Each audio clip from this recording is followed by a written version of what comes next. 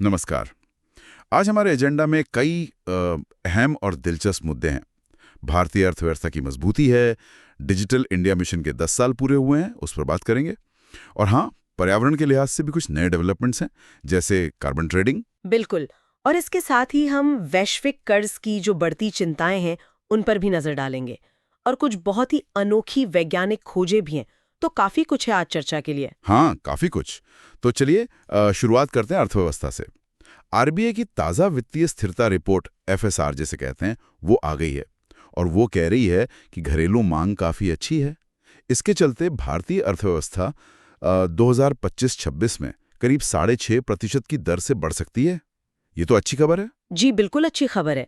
और इससे भी अच्छी बात यह है कि रिपोर्ट हमारे बैंकिंग सेक्टर को भी काफी मजबूत बता रही है। बैंकों के जो फंसे हुए कर्ज हैं, मतलब gross non performing assets GNPA, वो अब घटकर सिर्फ 2.3% रह गए हैं। ओह, 2.3%?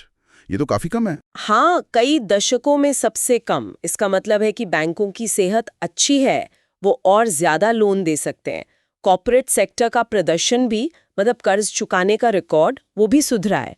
हालांकि देखिए, रिपोर्ट ये चेतावनी भी देती है कि वैश्विक स्तर पर खतरे अभी टले नहीं हैं। जैसे व्यापार में तनाव है, जियोपॉलिटिकल टेंशन्स हैं और दुनिया भर में कर्ज बढ़ रहा है। ये वैश्विक कर्ज वाली बात, संयुक्त राष्ट्र की वर्ल्ड ऑफ डेट रिपोर्ट भी तो कुछ इसी तरह की चिंता जता रही है ना। बिल्कुल। वो रिपोर्ट तो कहती है कि दुनिया भर में जो सरकारी कर्ज है वो $102 ट्रिलियन के रिकॉर्ड स्तर पर पहुंच गया है। और चिंता की बात यह है कि इसका बोझ विकासशील देशों पर ज्यादा तेजी से बढ़ रहा है। मतलब 2010 के बाद से देखें तो विकसित देशों की तुलना में 2 गुनी तेजी से बढ़ा है और उन्हें कर्ज भी महंगा मिल रहा है। तो इसी मुश्किल को देखते हुए शायद वित्त मंत्री ने वो सतत विकास के लिए निजी पूंजी जुटाने की बात की है, वो 7 सूत्री रणनीति। हाँ बिल्कुल, उसी संदर्भ में ये महत्वपूर्ण हो जाता है। इसमें जैसे घरेलू वित्तीय बाजारों को और मजबूत करना है, संस्थागत सुधार हैं, और एक चीज है मिश्रित वित्त, मतलब ब्लेंडेड फाइनेंस। Blended finance. हाँ, मतलब जहां विकास परियोजनाओं के लिए सरकारी और निजी दोनों तरह का पैसा मिलकर लगाया जाए, ताकि सस्टेनेबल डेवलपमेंट गोल्स के लिए ज्यादा फंड्स उपलब्ध हों। अच्छा, चलिए आर्थिक स्थिरता से अब थोड़ा पर्यावरण की तरफ चलते हैं। पर्यावरण मंत्रालय ने carbon credit trading scheme CCTS, इसका एक नया मसौदा जारी किया है। ये क्या है असल में? हाँ, तो ये बेसिकली भारत के लिए अपना कार्बन बाजार बनाने की दिशा में एक बहुत बड़ा कदम है। इसका मकसद है कि पेरिस समझौते के तहत भारत ने जो अपने उत्सर्जन कम करने के लक्ष्य रखे हैं, उन्हें पूरा करने में मदद मिले। तो ये काम कैसे करेगा, मतलब उद्योगों के लिए? इसमें क्या है कि जो बड़े उद्योग हैं जैसे एल्यूमिनियम, लोहा, पेट्रोलियम, सीमेंट, करीब 400 से ज्यादा ऐसी यूनिट्स के लिए ग्रीन हाउस गैस उत्सर्जन की सीमाएं तय की जाएंगी। मतलब प्रति टन उत्पादन पर आप कितना उत्सर्जन कर सकते हैं, इसकी एक लिमिट होगी। ये कानूनी रूप से बाध्यकारी लक्ष्य होंगे। और अगर कोई कंपनी ये लक्ष्य पूरा ना कर पाए तो फिर उन पर पर्यावरण कानून के तहत जुर्माना लगेगा। अच्छी बात यह है कि ये स्कीम एकदम नई नहीं है। ये हमारे जो पिछले अनुभव रहे हैं, जैसे पीएटी स्कीम थी, परफॉर्म, अचीव एंड ट्रेड, और आरईसी यानी रिन्यूएबल एनर्जी सर्टिफिकेट वाला तंत्र, उन्हीं पर आधारित है। समझ गया। अच्छा, इसी से जुड़ा हुआ सवाल है, सतत विकास लक्ष्यों एसडीजीज पर ताज़ा रिपोर्ट क्या कहती है? क्या हम सही रास्ते पर हैं? देखिए, रिपोर्ट में ना एक मिलीजुली तस्वीर दिखती है। कुछ चिंताएं हैं, जैसे किशोर जन्म दर बढ़ी है और दुखद है कि सड़क दुर्घटनाओं में मौतें भी बढ़ी हैं।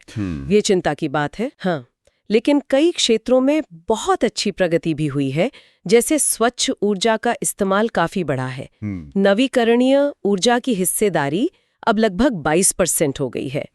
गांव में लगभग सभी तक, मतलब 99.6% तक सुरक्षित पीने का पानी पहुंच रहा है। और वेस्ट मैनेजमेंट, कचरा प्रबंधन, वो भी 80% से ज्यादा बेहतर हुआ है। सामाजिक सुरक्षा का दायरा भी काफी बढ़ा है। अच्छा, तो कुछ अच्छा, कुछ चिंताजनक। अब जरा तकनीक की दुनिया में चलते हैं। डिजिटल इंडिया मिशन को 10 साल हो गए। हाँ, 10 साल। और इसकी उपलब्धियां तो वाकई बहुत प्रभावशाली हैं। आप सोचिए, 2014 में देश में करीब 25 करोड़ इंटरनेट कनेक्शन थे। आज ये आंकड़ा लगभग 97 करोड़ है। गजब का उछाल है तो। बिल्कुल। और डिजिटल पेमेंट में तो भारत ग्लोबल लीडर बन गया है। 2023 में दुनिया में जितने भी रियल टाइम डिजिटल पेमेंट हुए, उसका लगभग आधा मतलब 49% भारत में हुआ। वाह, और यूपीआई भी तो बाहर जा रहा है। हाँ, हमारा यूपीआई अब 7 से ज्यादा देशों में अपनाया जा चुका है और सरकार अब एआई पर भी फोकस कर रही है, खासकर भाषा अनुवाद में। एक भाषा सेतु जैसा कार्यक्रम है जो प्रमुख भारतीय भाषाओं में एआई आधारित अनुवाद के समाधान बनाने पर काम कर रहा है, वेवएक्स चैलेंज के जरिए। तकनीक का एक और इस्तेमाल आजकल आपदा प्रबंधन में भी सुनने में आ रहा है। कुछ नई प्रणालियां? जी हाँ, एनडीएमए यानी राष्ट्रीय आपदा प्रबंधन प्राधिकरण, उसने सैचेट नाम से एक एकीकृत चेतावनी प्रणाली शुरू की है। ये एसएमएस के जरिए लोगों को अलर्ट भेजती है। अच्छा। लेकिन इससे भी एक तेज तकनीक है सेल ब्रॉडकास्ट, सीबी सिस्टम। इसका भी परीक्षण चल रहा है। ये क्या कर सकती है कि सुनामी या भूकंप जैसी जो बहुत गंभीर आपदाएं होती है ना, उनकी चेतावनी लगभग रियल टाइम में सीधे उस इलाके के सभी मोबाइल फोन पर भेज सकती है। एसएमएस से भी तेज? हाँ, एसएमएस से कहीं ज्यादा तेजी से। इसे सीडॉट ने विकसित किया है। ये काफी महत्वपूर्ण हो सकता है जाने बचाने में। बिल्कुल। अच्छा, अब जाते जाते कुछ और छोटी मगर जरूरी सुर्खियां ले लेते हैं। जरूर। एक तो वैज्ञानिकों ने ऑल्टर मैग्नेट नाम के एक नए तरह के चुंबकीय पदार्थ की खोज की है। ये CRSB नाम का पदार्थ है।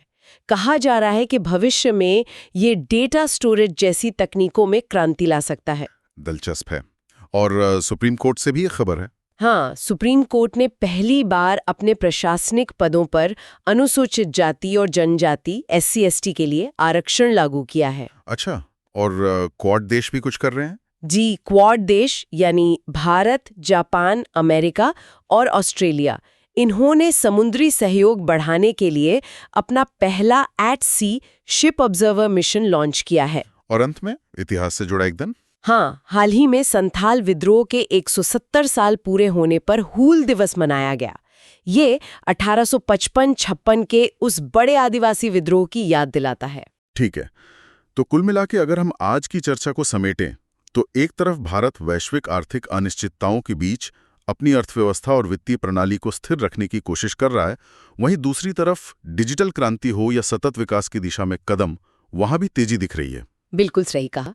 कार्बन ट्रेडिंग से लेकर डिजिटल पेमेंट, आपदा चेतावनी प्रणाली तक हर जगह हमें नीति और तकनीक का एक संगम सा दिख रहा है। लेकिन यहाँ एक विचारणीय प्रश्न जरूर उठता है। ये जो तेज रफ्तार आर्थिक और डिजिटल विकास हो रहा है, इसके साथ हम सतत और समावेशी प्रगति, मतलब ऐसी तरक्की जो पर्यावरण के लिए भी ठीक हो और जिसका फायदा समाज के हर तबके तक पहुंचे, उसके बीच एक लंबा संतुलन कैसे बना पाएंगे? खासकर जब हम SDG रिपोर्ट के मिले जुले नतीजों को देखते हैं या फिर वैश्विक कर्ज जैसी चुनौतियों पर नजर डालते हैं, तो ये एक अहम सवाल है जिस पर आगे भी सोचने की जरूरत होगी। बिल्कुल, ये एक महत्वपूर्ण सवाल है जिस पर हमें आगे भी विचार करते रहना होगा।